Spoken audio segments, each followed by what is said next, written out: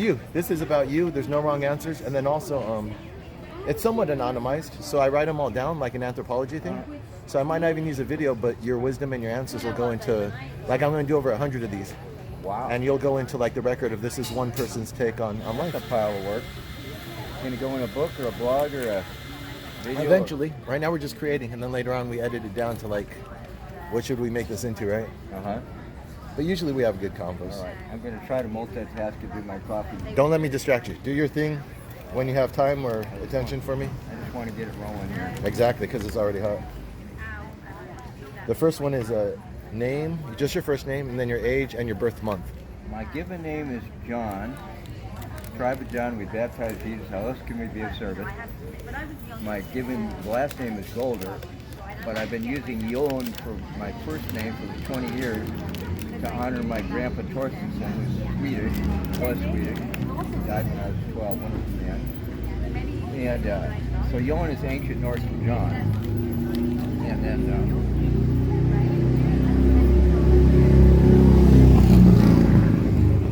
Guys are useless, right? We need more noise than you know, right? So, Jon Golder Torstensen will be my name after I get it changed. Wait, what's it going to be? What's it? Jon Golder Torstensen. Jon Golder Torstensen. Torstensen. Torstensen. Yeah. And right now it's John. It was the given John. Right now it's John. And you're going to do John it. Golder. Yeah. And that's how you can John find Golder. my history. If you care to look it up, I'll give you some direction on that if you What do you prefer, John or John? Just Captain. Jon? People call me Captain Jon out here in the street. Captain Jon. Or just Captain, because I've been leader of many, many things, and I know how to be a captain. What do you like most about yourself right now? I like the fact that my life is free in my own schedule, and I can be as creative as I want, and it costs me very little money, and although I spend all the money I get practically. And I meet a tremendous amount of people, and I'm engaged in my community, and I've dedicated the rest of my life to service to my community. What's the funniest thing you've ever done? The funniest thing I've ever done. Funniest thing I've ever done. There's no wrong answer, and you could always pass on these two. Well, yeah, I've done a lot of funny things.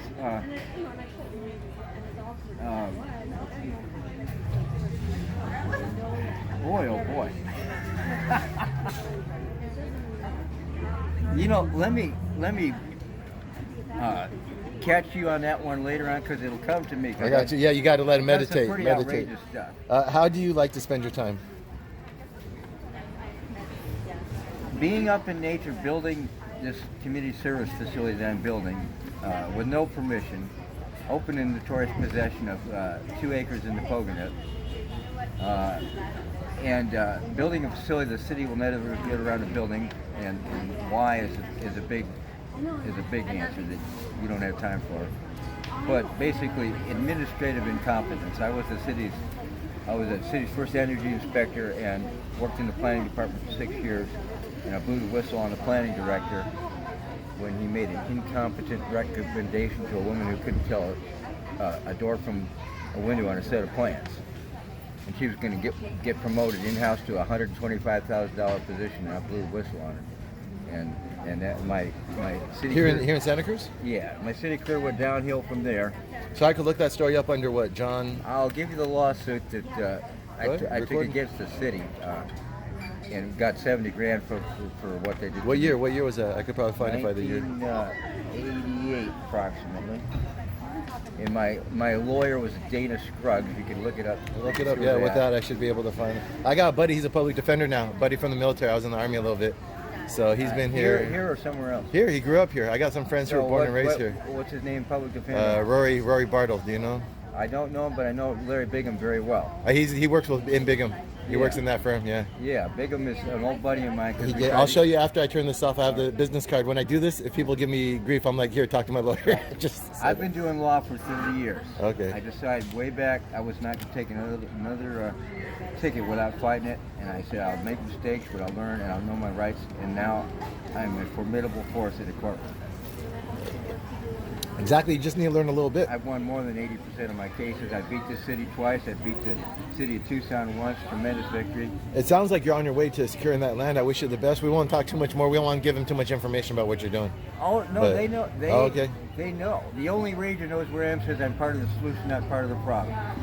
He came back the day after writing me a ticket and apologized for writing a ticket and never filed it, and said, you're part of the solution, not part of the problem. My idea for running for Congress, I've been homeless before myself after the military and some in New York, and I have buddies who have as well. I want to get land. What you're doing is exactly the solution. We don't want money. We don't want more like programs. Just let people get some land and do their own thing, and that heals everything. I'm out there to teach all the outdoor skills. And it all comes from the land. So first, just let them manage their own land. The ocean or the sky. Exactly. Is where everything comes from. If you don't know that, and the earth, if you don't learn that, and one of the first lessons I give my students is sitting down, throw a ball, we all go over there, sit down, everybody digs with their hand, and we talk about what you find. And you're on the track. You're on the path. So You're just I was a geology underfunded. major. You with a grant would be solving problems like nothing. So. I've tried to get a grant before. It's too goddamn much paperwork. Well, I'm gathering at least the wisdom. I can't give you the program, this and that, but at least your ideas and your seeds are going to I know go there's a million grants out there. germinate. I don't really have the patience to write a grant. I've done it once before. We're going to keep in contact after this, but let's. So I've been 4 out of 50 questions, so I'll speed up. What are you good at? A hell of a lot of things, but I'm best at construction. I tell people I started construction when I crawled into a sandbox at 3 years old. I'm going on 74. 74, really? Yeah. You got some life for 74. I know. I'll arm wrestle you if you want to see how How did you imagine the future would be like as a child? When you were a kid, what did you think it would be growing well, up? I wanted to be a fireman, and then I wanted to be an apple grower, and I was scared to hell out of a meteorite hitting where I was, because I read a lot. I was a really early reader. I read so much my mother would tell me to shut up when driving down the street and reading signs everything we saw. But I read Teddy Roosevelt's biography when I was 9 years old, and I said, that's the life I want to live. Daring, bold, risky, leadership, adventurous, and that's what I've been doing ever since I read that book. We need to get your story down.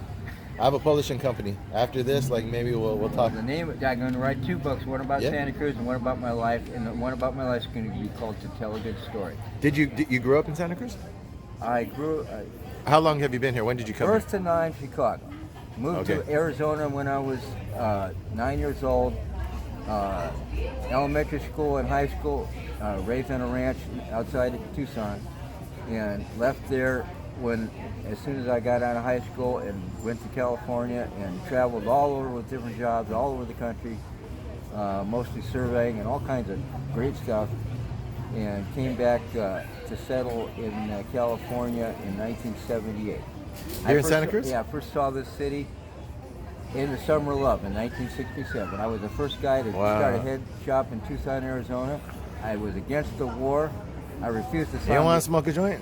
No. I've done enough of that. Yeah, you know your waves. I refused to sign the oath in ROTC, which was mandatory at the time, and I resisted strongly, and I got kicked out, so I went in, but I just got in trouble. I refused to cut my hair Yeah. until a day before the Memorial Day parade. And my sergeant said, "Boulder, if you don't cut your hair, we're going to throw you out of here and demerit." So I put it off until that night, and all barbershops were closed. And my roommates tried to do it, and they were all stoned, and they were laughing and cutting my hair, and I had no mirror. And the next morning, I got dressed and polished my shoes, and tried to look in the rearview mirror of the car, and I could feel it wasn't right. I couldn't see it right. I get down there, and my sergeant said, "Boulder, you're out of here." And I had to cut it off. They cut my hair at this weird slant. So they bust your hair? Huh? They bust your hair for you? They made you cut it off? Yeah, well, they made good. Yeah, they said go to the barbershop, and that's what I did. I had it all cut off. Did you sign up? But you didn't go in the military. You didn't. Hell have to. no, I refused. No, I didn't want to be. I wanted to go in the Navy. I almost joined the Navy, but I didn't want to be shot at in a little patrol boat, with some machine gun. Tonight I'm going to go camping with a friend of mine who went to Iraq. So I was in the Army. I got out. He went to Iraq. So some people take those paths, just like Vietnam. Some people had to go through that. Well, I knew I had friends that died in Vietnam. It was at the height of the war. It was just starting 66, 67, Exactly. and it was going full blast. Yeah. And I told my They made me go down and talk to the general and I refused to sign the oath.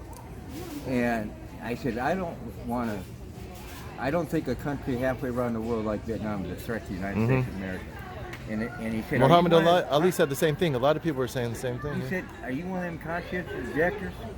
And I said, sir, what's your definition of conscientious objector? And he said, I'll tell you what it is. He said, if I put a loaded pistol on the table and walked away and said, I'm come back in 10 minutes and pick it up and shoot you, would you pick it up?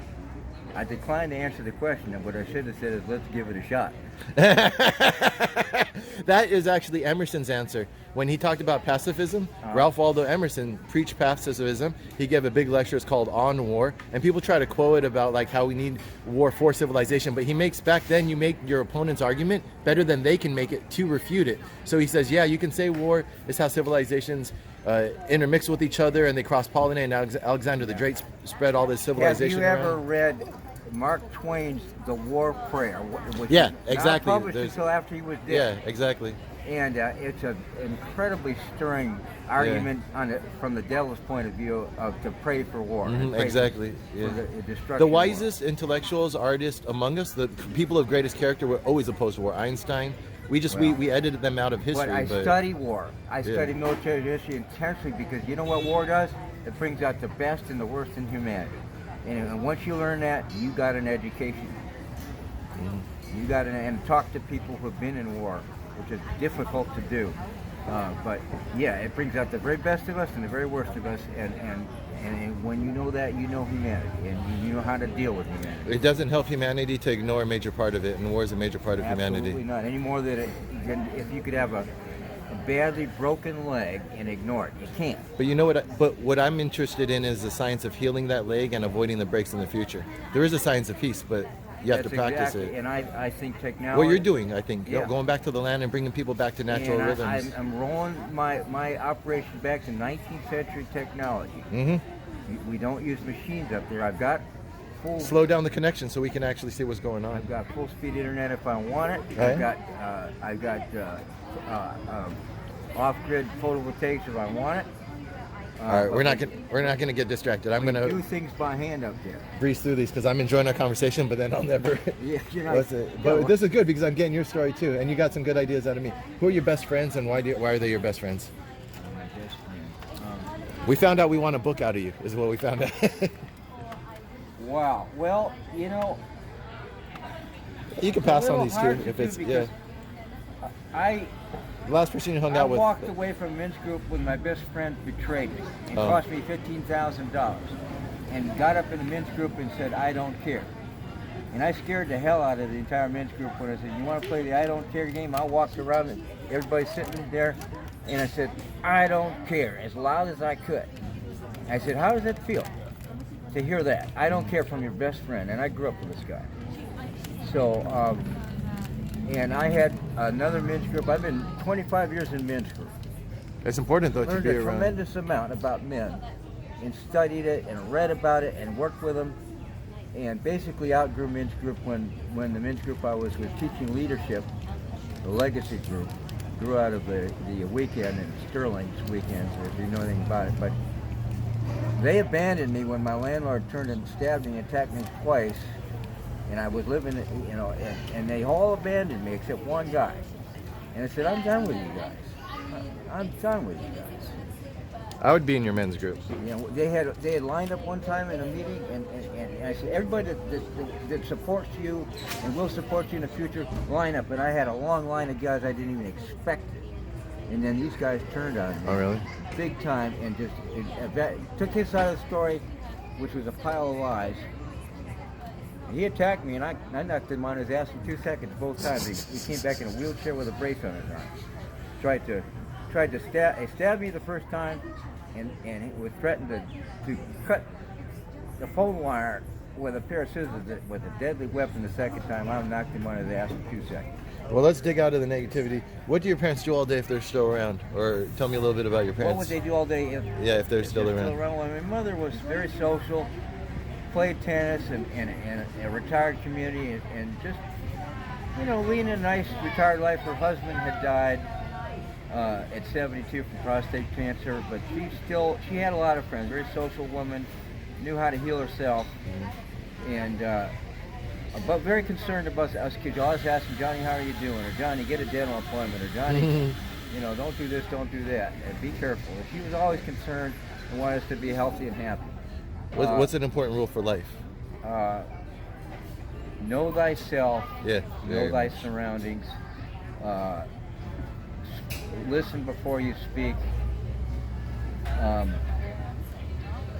Find your passion, and you will find your career.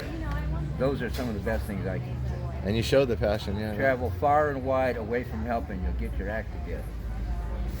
Travel far and wide. Far and wide and distant, so you can't get help in a foreign country, and you will get your act together. You have to, yeah. Really You have to figure quick. it out.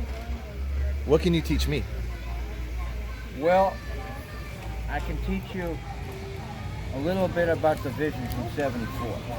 And it's not what I was scared to death of being on the street and homeless.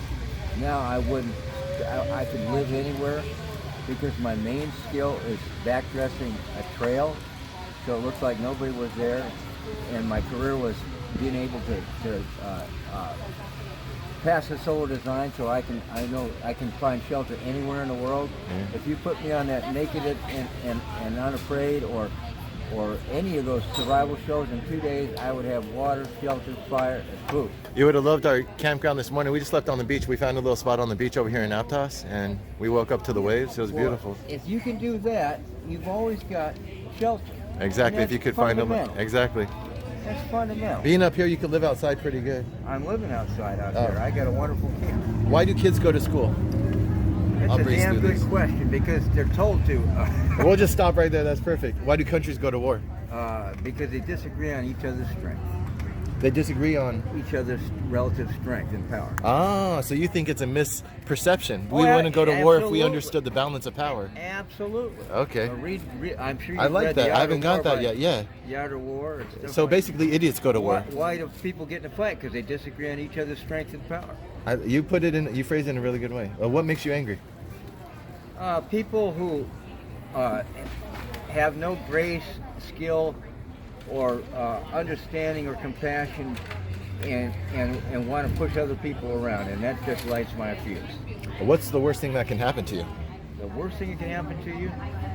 I ask these to children, so it's interesting. Like that. The worst thing could actually be that I would have a physical accident that would take away my mobility and my sight, and that I would be bound, physically bound to not be able to interact with anybody else. I think that would put me in hell, you know. But I'd get through it somehow. Your freedom. You care about your freedom, your ability. My freedom is number one. What makes you proud then? What makes me proud? Yeah. To be the man that I've become, and to my 3 sons, I raised them, no TV, they're all doing fantastic. I read to them or sang to them every night. My youngest was a high school dropout, and a punk and a goth. I was almost a high school dropout. It happens. He wound up being a Fulbright scholar and a scholarship to MIT. Okay. Same thing at Berkeley. And you know what the Fulbright scholars have most in common? What? 94 of them have won the Nobel Prize. That's the company my dropout son was in. When he went back to school, he took what he wanted and found out he had a vast array of skills, and the Spanish teacher said he was the best student she'd had in 19 years. Sometimes you got to go into life to pick up wisdom out of life, not just, that's why I went in the military. I didn't go into college. I was like, I need life straight up. He found it from playing hooky as a freshman in high school, and from talking to friends, and from working at a sandwich shop for 6 months. So your 3 sons make you the proudest. Absolutely. What makes you happy? There's nothing harder than raising children, and nothing more rewarding. You know, it's funny, as I'm going through this, I just said to myself in one of these videos I said yesterday, I guess we're documenting the meaning of life. People act like you can't figure it out, but everyone gives me similar answers. When I ask parents what is their best memories, what makes them proudest, it's always children.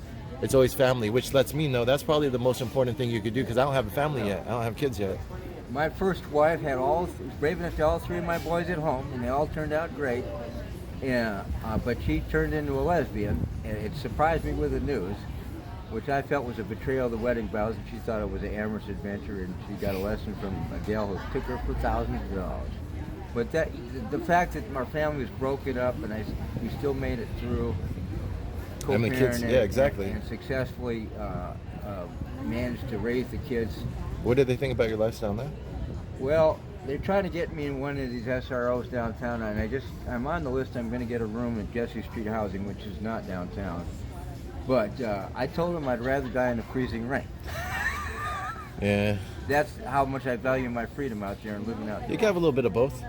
I mean, I'll be able to go back and forth. I was in the shelter system in New York as recent as 2019. Ooh, the shelter. I fought with my family. I broke up with my girl, and I just went in the streets of New York. I was like, instead of being on the streets, let me at least get into the shelter. And I was about to get an apartment for a year for free, and I was just to write for my projects. Well, every now and then I work, and every now and then I just put myself into my art. But you know who gave me hope for living in a big city, homeless? Tom Brown Jr., the tracker. Do you know anything about him? No. Tell me. Read the book. I'll loan it to you if you don't have it. Tom Brown Jr., the tracker. Written or co-written over a dozen books. And the main thing he teaches through all his tracking, unbelievably talented tracker, is awareness. And if you have awareness, you can succeed in any field at all. Exactly. Any field at all. So it's awareness. You pick that up though. You're not local. If you go to a new environment, you have to wait a minute to pick up the awareness. That's right. You have to pay attention and study everything and everybody and the culture and proceed carefully and slowly. And that's exactly what you do when you're a tracker. Exactly. That's why I respect people like you, I because can sneak up on anybody. Yeah. I don't care how alert you think you are in the middle of a city and tap you on the shoulder before you know I'm there. Because I can make myself invisible and I know how to do it. Yeah. One of the ways you can make you invisible this day and age? Just stop and stare at your phone and nobody's going to pay any goddamn attention. That's funny. That's actually true. But I'll do a couple more and we'll wrap because we got almost 20 minutes just from what we have. What makes you happy? Did you tell me that? Well, I'll tell you. Sitting down by a campfire with plenty of good food and some top shelf and a good cigar and a good friend and being able to spin tales into the night and knowing that your world and surroundings are your own. Less something like an airplane crash about 100 yards away or some extremely unlikely event that might interrupt that. But that peace of mind that this that's is the kind of thing. But I maintain a reserve of alertness for anything that'll happen. But that allows you could lower it in those situations. You told me you had a nickname. It's Captain Yon. Yon. Rhymes with phone. Captain Yon. Just remember, Yon, phone home. You remember how to say my name. The best thing that ever happened to you, I would assume. The best thing that ever happened to me? Holy Hannah. Well, I would say that being forced, I was a millionaire and lost the money, lost my property over a period of 2 years during the mortgage crisis. And I had greatly feared being in a situation where I didn't have assets, but at that point I had so many skills and so many alternative ways to go that I just started developing a whole new set of skills. And how long ago did you hit the street? That was 2000. Well, the mortgage crisis 2008, and I managed to hang on to my properties until 2011. I negotiated an extra year of residency. So you've been on the street since about 2012, coming on a decade now? Well, I was living in that house where the landlord attacked me, and that was very traumatic, but I dealt with it. And so in your 60s you became homeless? Correct.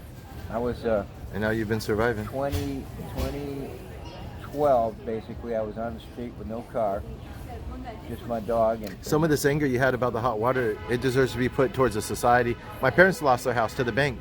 Bank of America said they were doing a restructuring of their loan. They just foreclosed on them in the meantime, pretending like they were in a restructure. This gal is new and she lied to me because they've given me hot water. It just depends on who's... No, I'm just saying that anger, how you got into the situation, there's other people who deserve that anger along the way. The people who, the way that the housing market happened, and then the other people who came into your life. Here's what I've learned about anger.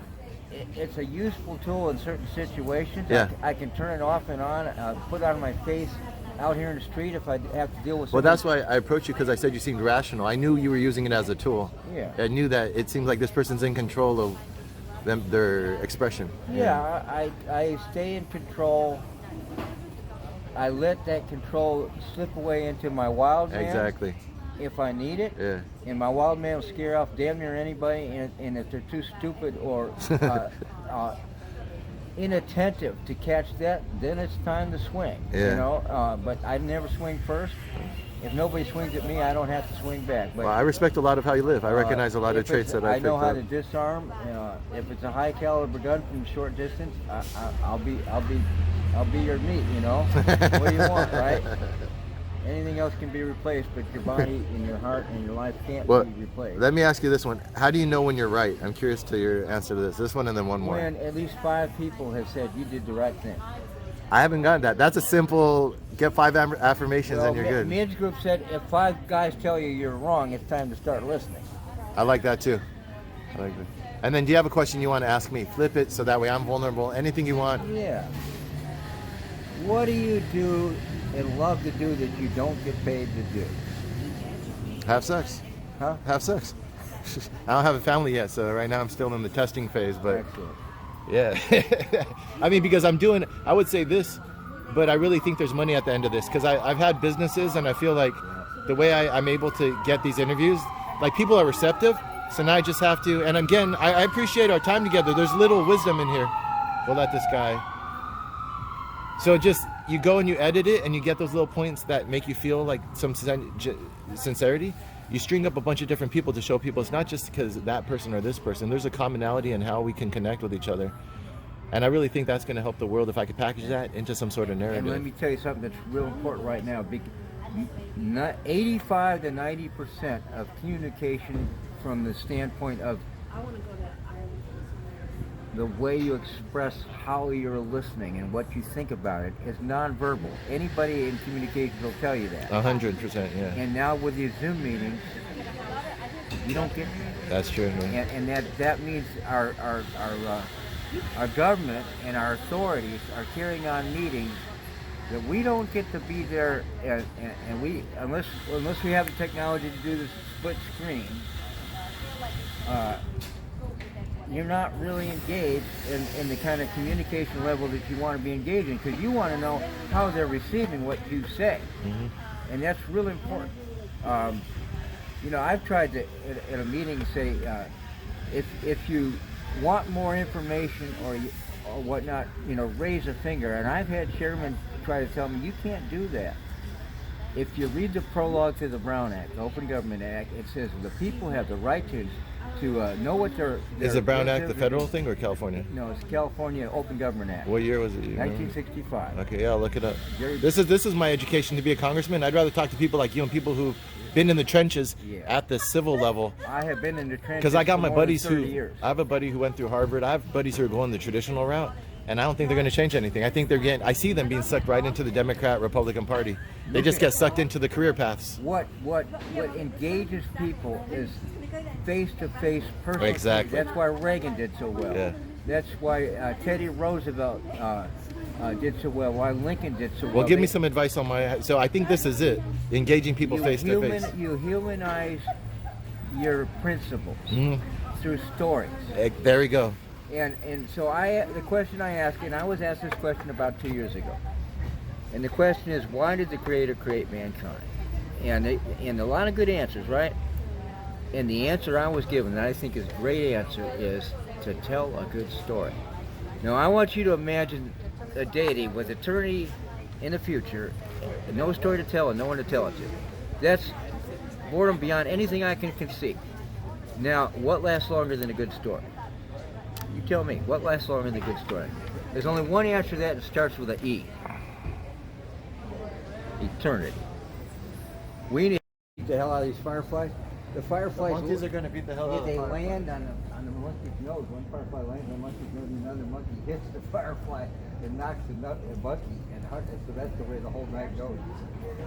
Wait, who wins? The monkeys or the Oh fireflies? no, the fireflies, because the monkeys are all, the noses are all beat up. How are fireflies going to win against monkeys? They hit on the nose of another a monkey, and the other monkey hits it with a stick. That's all I can see at night, right? I It's see. very clever. It's just a clever little animal tale. And the whole book is full of clever tales of animals escaping. You want to stand on my harm spot? being Stand on my spot, the black square. You tell me if this is working. You're gonna be my. See, there's a video. Testing 1, 2, 3, 4. Well, stand on the black. Stand on all the way. black. There we go. All right, now I'm in focus. Oh my gosh, you are in focus. Look at you. You're right there. All right, right in the middle of everything. Oh, tell me your advice for me running for Congress. How to unfuck the world. Well, first of all, make a lot of wild promises and make sure that you promise money to somebody. Okay, I mean, just whatever it is, just find a way to say, well, it's going to prosper if I can get in there and get the right bill. All the weeds you can smoke. You know? And remember, here's the thing to remember. The only time that people's rights are not in jeopardy is when Congress is not in session. The only time that people's rights are not in jeopardy is when Congress is not in session. Meaning this man has a negative. I think that was Will Rogers. I think that was Will Rogers or Mark Twain that said that. But, he defines government through its negative actions. Maybe. I'm working with my congressman right now to It's in the middle of the desert. Yeah, It's gonna go like there. 30 years a mailbox, a post office, because they screwed up completely. Well, Yeah. to be continued. You Yeah, want your name on record? Yes, no. Well, oh yeah. What? I don't know. What you got me going there? Okay. All right. Well, so what subject would you like me to elucidate on? Anything. Anything. Anything. I already did the interview with you, so I ain't got no more questions. I think we did half an interview, but Yeah. we got like 20 minutes. Well, Just give me some advice. I'm running. All right, I'll cut well- you off in 5 minutes. here's my advice for man and women situations. Man, in what situation? Whatever a woman asks you, it's really only one question. Do you still love her? All right? Oh, really?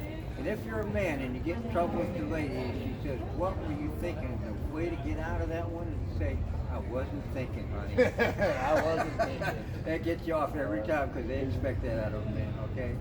Thinking So- gets you in trouble? Yeah, and then real advice about, both those things are real, but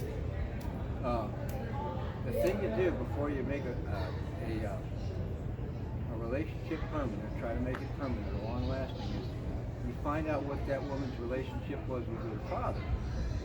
And if that was a problem, you're going to inherit that problem, I guarantee it. What if she worked on that problem?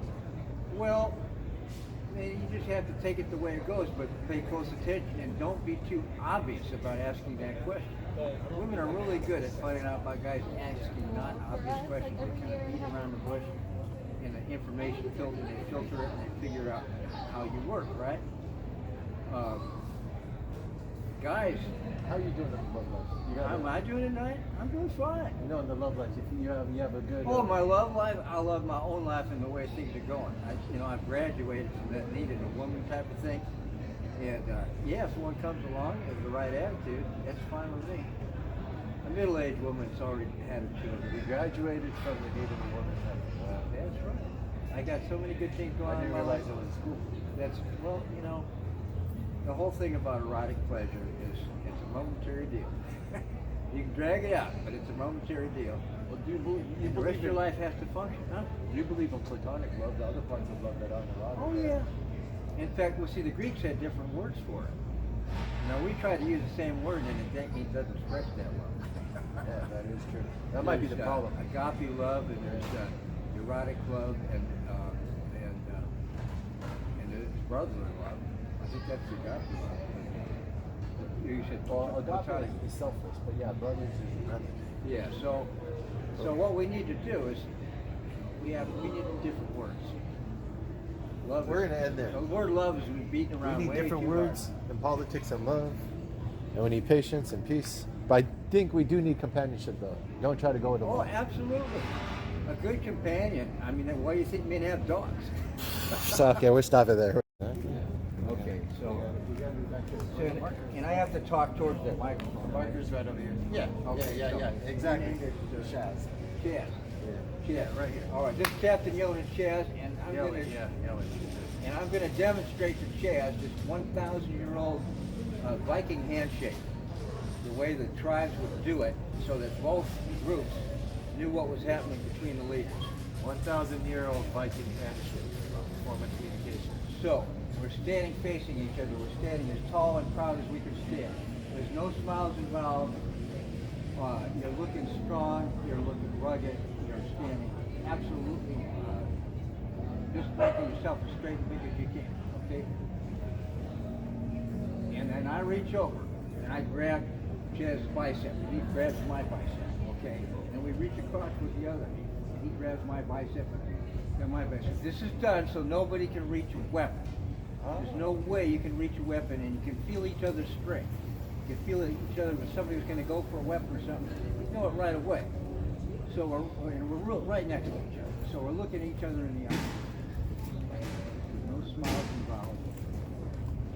You're the leader. Trying to decide to fight.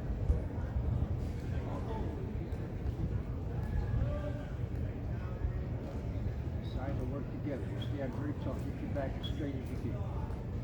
And then very slowly, the arms start to rock like a ship. Everything else stays still. That doesn't bend. Shoulder from the shoulder down. And we're going to do that everybody. Work together because they see the sign that the leaders are agreeing they're not going to fight. That's it. That's it. All right. Great. Covers the bases. It's a good one. It's a little intimate, but it's good. Well, it's uncomfortable in our culture now.